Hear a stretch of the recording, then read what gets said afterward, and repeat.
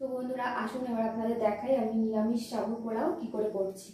এখানে আমি 1 কাপ সাবু ভিজিয়ে রেখে দিয়েছিলাম, বড় দানার সাবু 2 ঘন্টা ধরে। এরপর নিয়েছি কোচানো আলু, গাজর, কড়াইশুঁটি, আচ্ছা এখানে ফুলকপি, টমেটো, লাল ক্যাপসিকাম আর সবুজ ক্যাপসিকাম, কিছু বাদাম, কিশমিশ, আর এখানে নুন আর স্বাদ মতন চিনি নিয়ে নিয়েছি। ঘি, এটা পুরো রান্নাটাই হবে ঘি দিয়ে। আর পোলাও মানে তো জানেন একটু মানে ঘিটা একটু বেশি লাগে। তো প্রথমে আমি সাবুটা 2 ঘন্টা ভিজিয়ে রেখে দিয়েছিলাম, এটা মোটামুটি ভিজে গেছে।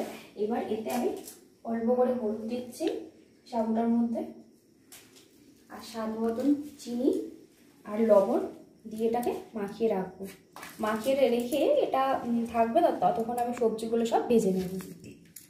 মিষ্টিটা এখানে যা দেবার একেবারেই দিয়ে দেবেন বেশি করে। আমি এখানে 2 চামচ মিষ্টি দিয়ে দিয়েছি আর পরিমাণ মতো লবণ দিয়েছি। এবার 1 চামচ ঘি দিচ্ছি, দিয়ে এটাকে একটা মাখানো থাকবে আর ততক্ষণ আমি সবজিগুলো এক এক করে ভেজে নিতে থাকবো।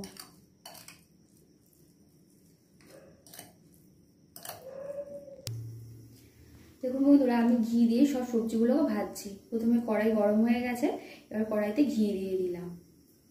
দিয়ে প্রথমেই গাজরটা দেবো, কারণ গাজরটা ভাজতে একটু সময় লাগবে, মানে সেদ্ধ হতে একটু সময় লাগবে। কড়াতে ঘি গরম হয়ে গেছে, এবার প্রথমে গাজর কুচুনিটা দিয়ে দিচ্ছি।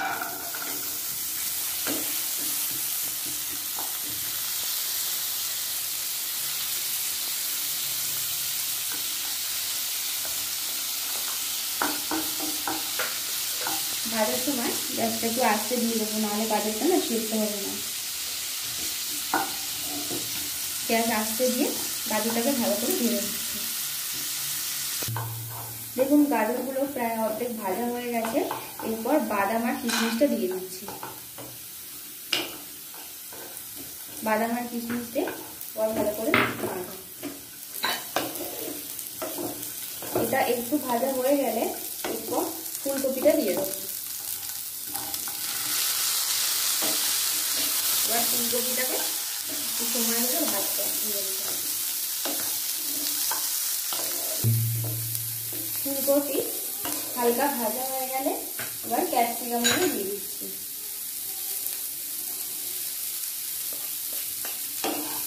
লাল ক্যাপসিকামটা দিলে কি হয়, দেখতে সুন্দর হয়। লাল ক্যাপসিকামটা দিয়েছি, শুধু সবুজটা দিলেও হয়, দেখতে ভালো লাগার জন্য দেওয়া।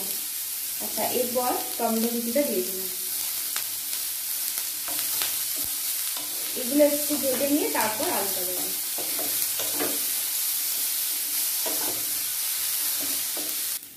সব সবজিগুলো দেখুন প্রায় আমার অর্ধেক ভাজা হয়ে এসেছে। এবার আমি শেষে আলু আর কড়াইটা দিয়ে দেবো। আলুটা দিয়েছি, এরপর এই কড়াইশুঁটিটা দিয়ে দিচ্ছি, দিয়ে ভালো করে আবার ভেজে নেব। আর এই সময় আপনারা সামান্য লবণ আর চিনিটা দিয়ে দেবেন। এখানে সাবুতে লবণ আর চিনি মাখানোই আছে, কিন্তু এখানে একটু লবণ আর চিনি আবার দিয়ে দিতে হবে।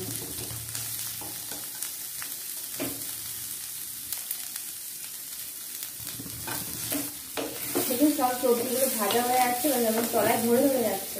এবার এটা সব ভাজা হয়ে গেছে, এবার আমি সাবুটা দিয়ে দেব।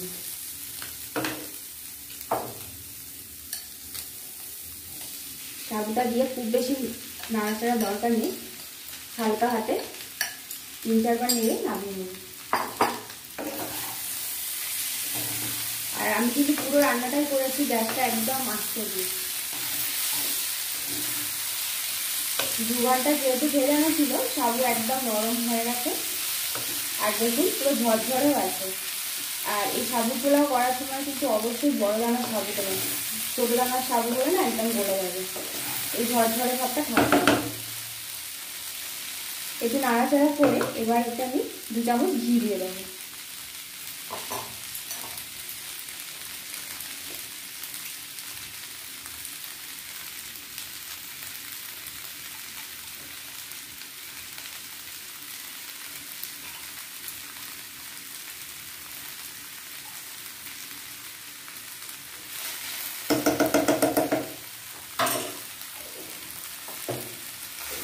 ভালো করে নেড়ে ফেলে দিচ্ছি।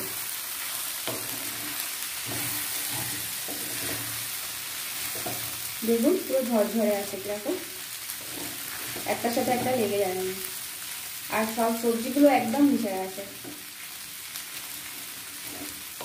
এবার ভালো করে নাড়াচাড়া হয়ে গেছে, এতে আমি 1 চামচ শাহি গরম মশলা দিয়ে দেবো।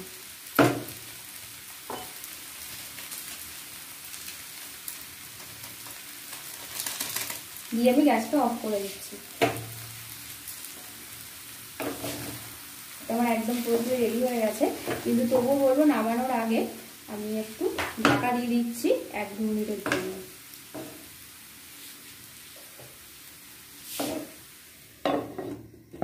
2 মিনিট পর এটা খুলবে। দেখুন বন্ধুরা 2 মিনিট হয়ে গেছে, এবার আমি কড়ার ঢাকনা খুলছি আর একদম পুরোপুরি রেডি।